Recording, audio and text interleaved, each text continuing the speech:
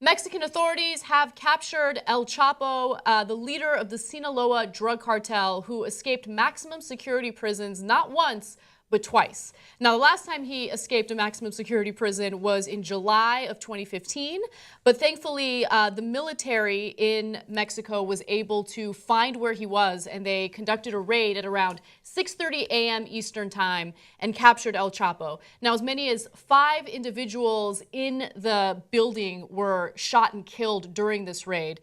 However, it's unclear if El Chapo is going to be put in another maximum security prison and then proceed to escape, as he's done twice already.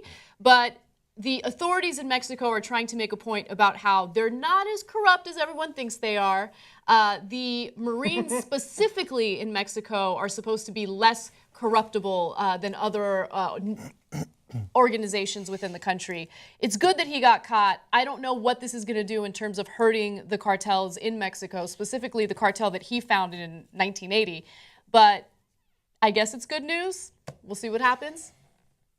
I mean, I just can't imagine the president about to send, because he tweeted, right, that they caught El Chapo. He probably was like, guys, we seriously got him. Yeah. Like, I mean, like, I would have been terrified if I were him to tweet that, and then, 5 minutes later, he disappears down a tunnel or something. I know. And they didn't kill him? They didn't kill him, which I find really interesting. So El Chapo, the first time he was imprisoned, I believe it was in 1993. He only served, well, he was in prison for about 8 years and then he escaped. But during those 8 years, he was apparently treated like a king in this maximum security prison. He got everything he needed, and it's because he's so powerful and he has so much money and he's able to corrupt so many people that he was kind of living the high life even behind bars. He escaped the first time through a laundry cart. Okay, so that was the first time he did it. The second time he did it, we covered on the show. He went through a hole in his shower very casually and traveled with some sort of vehicle that they created for him. It was like a motorcycle. It was like a motorcycle. Rigged into like a mile-long tunnel. Yes. I mean, you cannot write this. Yeah, I was going to say, like, each of the ways he's escaped is like written in a movie. It's so ridiculous. He goes in, he has his maximum security prison where he gets anything he wants, and he says, you know what, I want to see another Prison Break movie. He watches that, studies, and let's do it this way this time.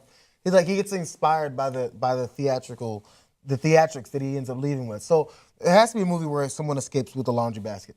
Obviously, there's a movie where someone escapes through the wall. It's Shawshank Redemption. Right. I wonder what he's going to go with next. Right. And if this even means anything, as you said. Look, he's a terrible person who's killed hundreds of people, right? And I'm happy but he's to got see this him. weird anti-hero vibe there, even like in his home state, which is confusing to me. I mean, I don't, that there is like some sort of weird support for him almost. Well, I think it's because of... Or just fear. Fear, yeah, definitely. And also, I think that just the money that he has is very influential.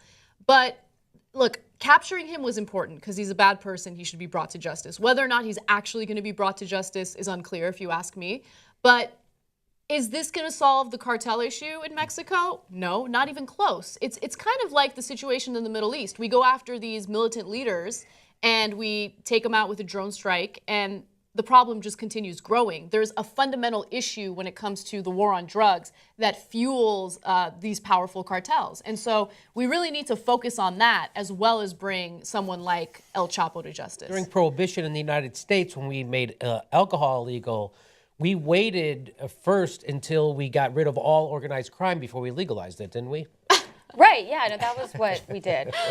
Of course, I mean, that's what you make something illegal, you drive it down, you create Al Capone. You create the black market, right, yeah. And that's exactly what's happening here. We all know it. If you don't learn from history, you're bound to repeat it, and repeating it on an exponential level right now. It's no matter how bad, you can't keep drugs out of prisons. You're not going to keep drugs out of a country. No, they don't want to. Yeah. Is honestly what it is. Yeah, that's exactly right. I mean, the war on drugs it's disingenuous. It's not about keeping people safe. It's about making money. It's about making money, and it's also led to the corruption of the police culture in America. It's had a big influence on that, I think. Yeah, the cartel that doesn't want to end this cartel is the prison cartel. Yes. Yeah, that's a good point. It's a very good point. JR. Yeah. Salient point.